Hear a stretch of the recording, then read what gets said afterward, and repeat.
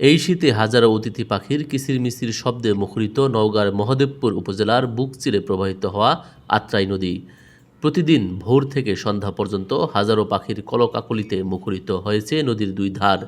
আর নদীর স্বচ্ছ পানিতে চলে পরিয়াজি পাখির জলকেলি। তাদের আগমনী প্রকৃতি যেন নতুন করে প্রাণ ফিরে পেয়েছে।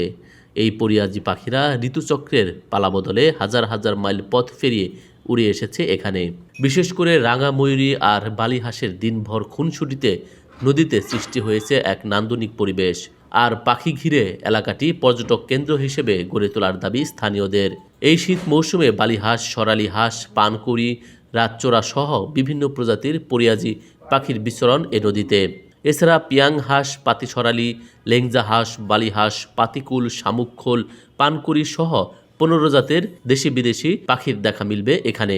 এসব পরিয়াজি পাখি কখনো জলে ভাসতে থাকে, আবার কখনো দল বেঁধে উড়ে নদীর চারপাশে। একসাথে উঠানামা করতে গিয়ে পা আর পাখার ঝাপটায় চারদিকে ছিটকে পড়া পানিতে সৃষ্টি হয় এক অপরূপ দৃশ্য। নওগাঁ জেলা মৎস্য কর্মকর্তা ফেরদৌস আলী বলেন, আত্রাই নদী, জবই বিল, দিবর দিঘি ও আলতা দিঘিতে মাছ শিকার করার কারণে পাখিদের অবাধ বিচরণ যেন বাধাগ্রস্ত না হয় সেদিকে লক্ষ্য করা হচ্ছে সব সময়। এছাড়াও এসব স্থানে কেউ যেন পাখি শিকার করতে না পারে সেজন্য মৎস্য অফিসের সবসময় তদারকি রয়েছে। News desk, ITV Bangla.